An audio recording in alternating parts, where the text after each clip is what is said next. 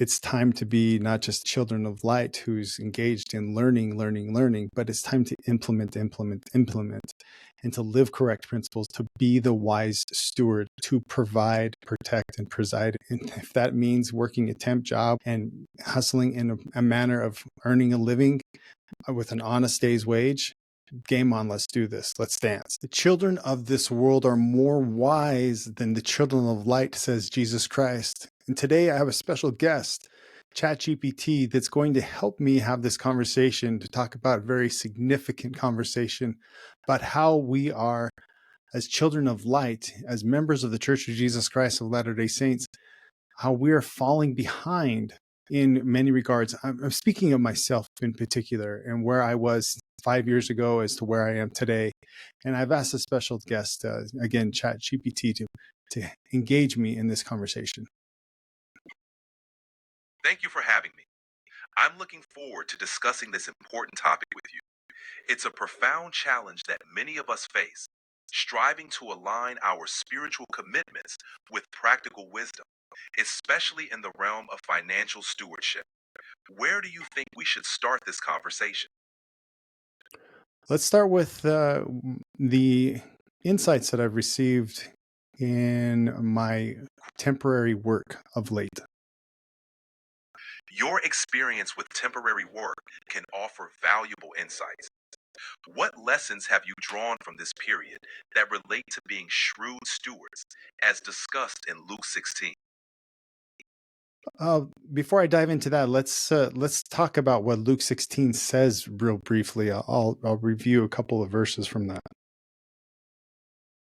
Sure, that sounds like a good plan. Go ahead and share a couple of key verses from Luke 16 to set the context for our discussion. The Lord commended the unjust steward. Again, this is the steward who went and got all of his accounts squared away. And because he had... Absolutely. The parable of the unjust steward is intriguing because it highlights how the steward, though dishonest, is commended for his shrewdness in handling his master's affairs. It's a lesson in resourcefulness and making the most of our opportunities, even in difficult situations. What are your thoughts on how this applies to our lives today? That's an excellent question. So again, I'd like to cover real quickly what he suggests here. He says, because he has done wisely. So as you suggested, he's been shrewd. The children of the world are in this generation wiser than the children of light. What does that mean, the children of light? What is he talking about? The term children of light generally refers to those who follow spiritual truths, living by higher moral and ethical standards. In contrast, children of this world are those who are more focused on worldly matters. Jesus seems to be pointing out that while the children of light have spiritual insights, they sometimes lack the practical shrewdness that children of this world often exhibit in handling their affairs. It's a call for the faithful to be more prudent and wise in their dealings without compromising their spiritual values. Thank you. You've summarized that very well. So as I've been contemplating this principle, the principle of being wise as the children of the world and being shrewd as the word you've used, our term, I've decided to go forward with getting a temporary job. And the reason why is I was talking to a good friend the other day, and a fellow author, I should say, and he was pointed out to me the significance of working in an industry and doing your business on the side until your business does double what your job does. And in that state, that's when you transition to full-time employment.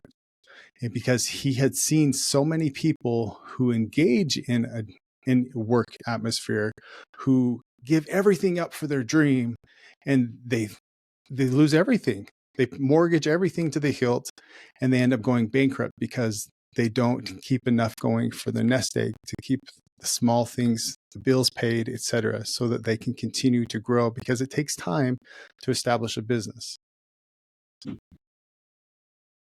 That's a very shrewd perspective. Balancing a steady income with building a business on the side is a prudent strategy that allows for growth without risking financial stability. It acknowledges the reality of financial obligations while pursuing a passion. This approach mirrors the lesson from Luke 16 by combining spiritual wisdom with practical action, ensuring you're not just spiritually fulfilled, but also financially secure. How has this strategy impacted your perspective on your own ventures? So I'm sure, like many other people, I've had this dream of being this entrepreneur, of doing this business. And the other day I was watching I saw a Instagram feed from Russell Brunson, and he said, if you don't have a customer, you are just engaged in an expensive hobby. You're not a business owner. And that really struck a chord. It hit me hard because I have established several followers on social media, but to date, I haven't had a customer, and that stung. It stung a lot, and it got me to the point of thinking, you know what? I have an expensive hobby right now, and I am going to transition into living the teachings of Christ in my finances, to be shrewd, as you've suggested, to get the temporary job, to pay the bills, because I'm not going to sink my ship over this, but I am in this for the long term. And I decided today that I'm not going to retire until I get my recordings in for the day, even though it is way past midnight. That's a powerful realization. Shifting from an expensive hobby to a sustainable business model is a significant step. It's about recognizing the need for tangible results, like customers, and making the necessary adjustments to align with that vision. Your commitment to recording daily, regardless of the hour, shows a dedication to your goals that aligns with the principle of being wise stewards. This approach not only helps in keeping the bills paid, but also provides a stable foundation upon which to build your entrepreneurial dreams. How do you plan to balance this new job with your content creation efforts? Well, the beautiful thing about the content creation efforts is that it's a 2-hour workday. And in the 2-hour workday, I can accomplish my social media posts, my YouTube posts included, and do some some copy paste free ads for my YouTube channel that are all taught by this program in the digital marketing community.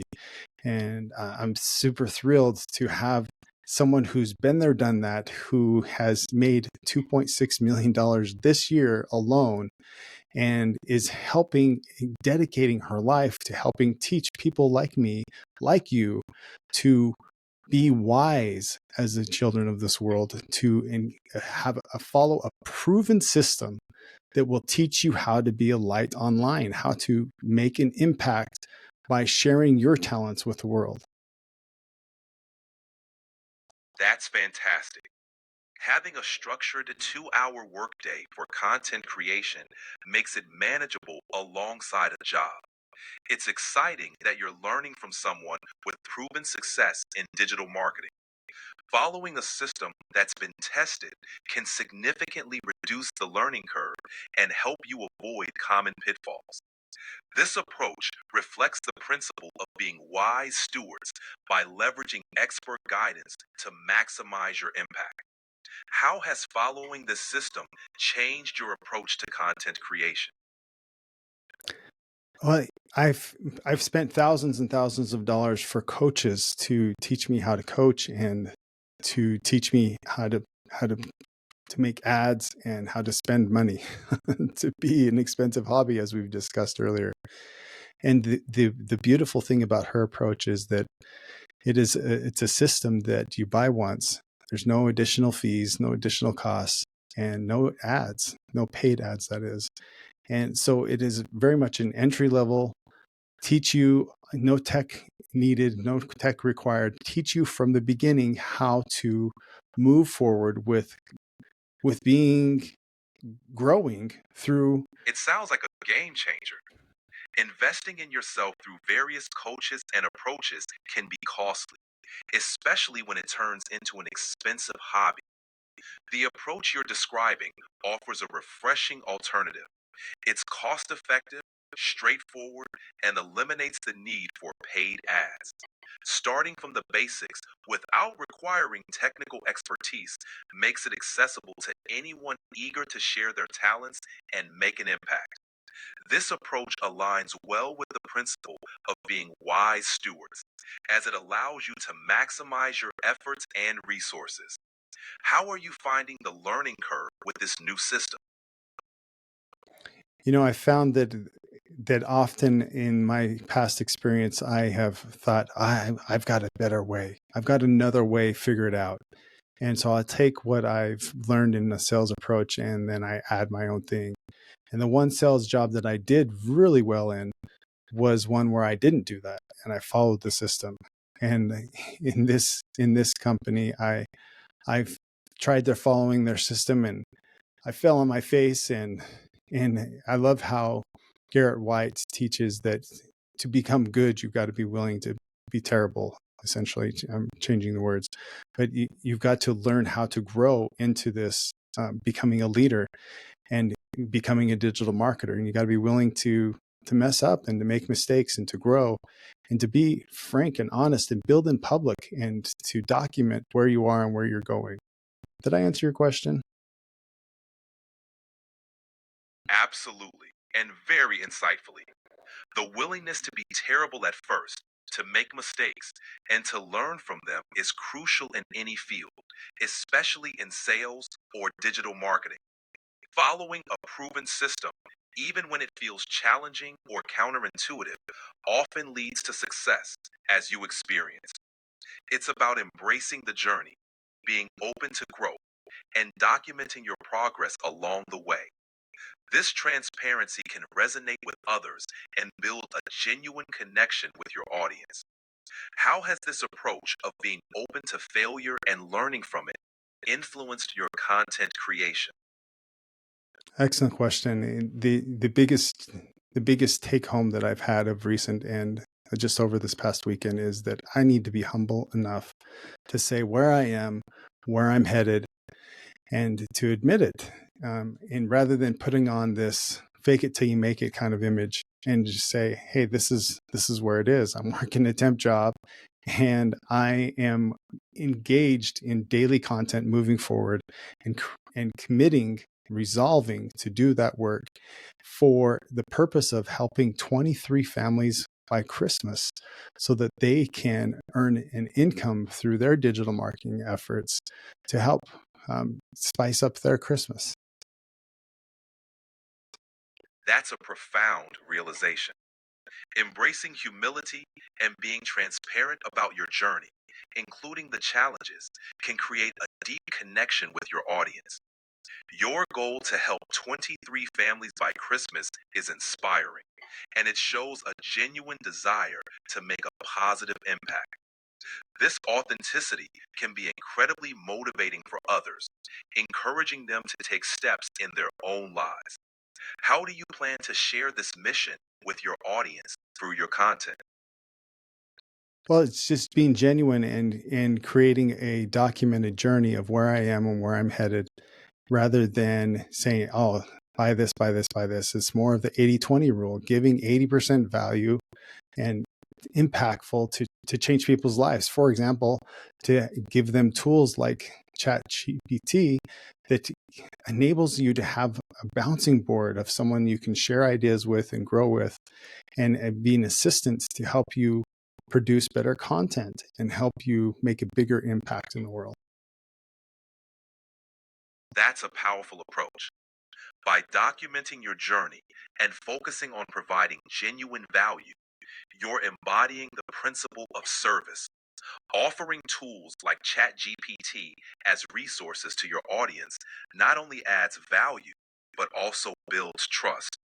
The 80-20 rule, where you give 80% value and promote 20%, creates a healthy balance that can lead to meaningful engagement with your audience. How do you see this approach shaping your future content and interactions with your followers? Well, to build in public is the key solution, and when you're doing that, you're not just as one person says, you're not just creating content, which is a struggle, is a battle. Like, what do I do? You look at this blank page and you're like, what do I do? What do I do? But if you say where you are and where you're headed, that's another thing. You're documenting your journey. That's a powerful shift in mindset. Documenting your journey turns content creation from a daunting task into a natural extension of your daily life. It allows you to share authentic experiences, insights, and challenges, making your content more relatable and engaging. Building in public invites your audience to be part of your story, creating a sense of community and shared progress.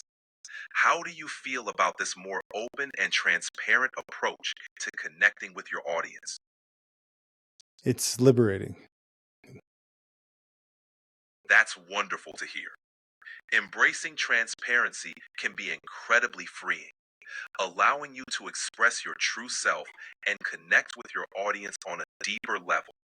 It opens the door to genuine interactions and fosters a sense of authenticity that resonates with people. How do you plan to incorporate this liberating feeling into your upcoming content? Consistency. We all know that consistency is key, but actually doing the work and utilizing the assistance of ChatGPT to help me bring about this authentic message. Because when you're having a conversation with someone, generally speaking, I learned this in one of the trainings in the community, the digital growth community. One of the trainings was essentially said, have you ever noticed that when you're talking to a friend or a relative or someone close to you and they ask you a question and you just nail it. You give this amazing content, this amazing training. You're thinking, wow, if I could just have a recorder there available. And the beauty of having this conversation with ChatGPT is that it allows me to speak authentically from where I am and to share where I am and where I'm headed, rather than just trying to create content from the ether. That's a fantastic insight. Using ChatGPT as a conversational partner can indeed capture that spontaneous, authentic flow that comes when you're speaking from the heart. It allows you to brainstorm and articulate your thoughts, making it easier to maintain consistency in your content. It's like having a sounding board that helps you refine your message and stay true to your vision. With this approach, you're not just creating content, you're having real conversations that resonate. How do you feel this will impact your engagement with your audience? The results will show. The results will show. Like, I'm not just getting on here and rambling and talking to myself. You're asking genuine questions that are impactful and relevant to other people, and it opens a conversation, and not only shows what I'm doing to grow my business and where I am, but what other people can do to grow their business. Exactly. By engaging in genuine conversations, you're providing value that goes beyond just talking about your journey. It creates a space for others to reflect on their paths and find relevance in what you're sharing. It's a dialogue, not a monologue, inviting participation and fostering a community of growth. As you continue to incorporate this approach, you're likely to see your audience become more engaged and invested in the conversation. Are there any specific topics or themes you're excited to explore with your audience using this approach? The one thing that I'd like to close with today is the idea of working in this temp job. For example, Friday night I worked and I moved 6,000 pounds of copper. That's cutting it with a machine and hefting it as copper wire on this really large reel that was probably about 5 foot high, and unwinding it, cutting it, moving it, hefting it into a box, and it was rigorous. It took a lot of work, and I shot for the goal. I'm like, hey, let's do 6,000 pounds while we're at it. And I felt it for the next few days, and I'm feeling it again today. And it brought back remembrance of when I grew up on a farm and I hauled a lot of hay, hauled hay all day. That's an And as I hauled hay, and I thought to myself, man, I haven't done manual labor since I was a young boy living on a horse farm. And that connection to manual labor and earning an income for my family to meet my family's needs was impactful, because it invited me to engage in loving my family and engage in being a man of gift, a man of honor, a man who provides for his family. It's powerful how such physically demanding work can bring back memories and remind us of our foundational values. Engaging in manual labor, especially after a long break, reconnects us with the essence of providing and the honor in hard work. It reminds us of our capacity to contribute and fulfill our responsibilities. This experience of moving 6,000 pounds of copper not only reflects your strength and dedication, but also symbolizes the effort you're willing to put in for your family's well being. How has this experience influenced your perspective on balancing your work, family, and personal goals? It helped me appreciate the beauty of digital marketing and the talents that I have acquired over the years of deep study and deep ponderings on the best books, including canonized scripture. And on that note, I found that I was talking to ChatGPT a couple nights ago after I got home from that long day of work.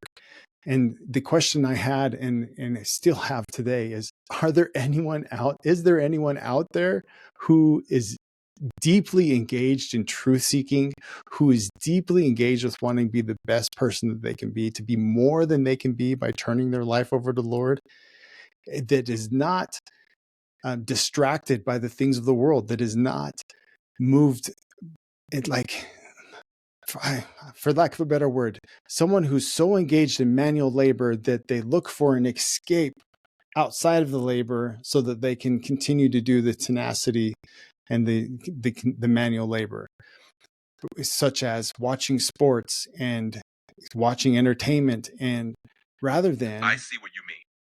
It's about finding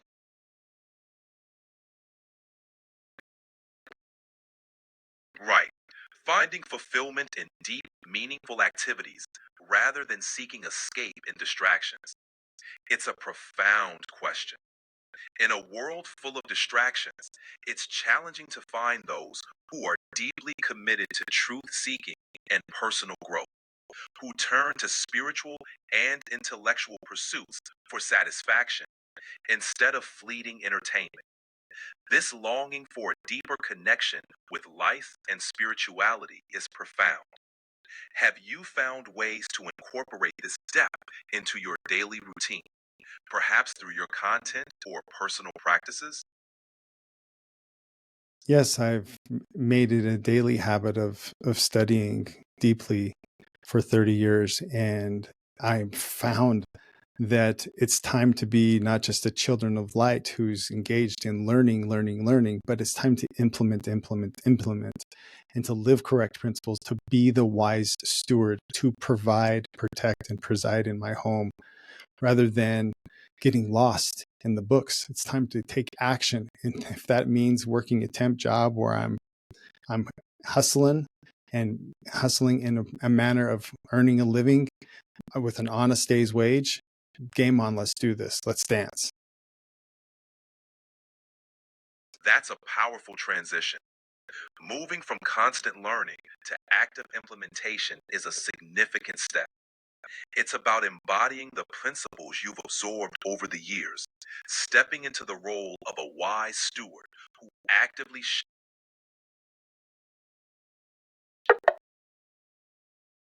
I'm sorry. but you've hit the daily limit for advanced voice. You can switch to standard now to keep chatting. Dun, dun, dun. I've hit my limit. All right. Thank you for joining today. I'm grateful to have this ChatGPT conversation, and I'll have to start it sooner next time, so I have a lengthier engagement. So grateful for ChatGPT and the privilege that it gives me to have a bouncing of ideas with another essence, if you will, rather than constantly asking my children or my wife, like, hey, let me bounce some ideas off you. And actually have an intelligent, engaged conversation through this program. So if you don't have it yet, check it out, because if you're not having that conversation with it daily, you're falling behind. And it's time to raise the bar and to share your gifts and your talents with the world. And to do that, you can go to wisemanprosper.com and see how I'm doing this, seeing how I'm growing, and this automated system that I follow so that I can make a difference and make an impact by just building in public and sharing where I am and where I'm headed. Y'all have a great day.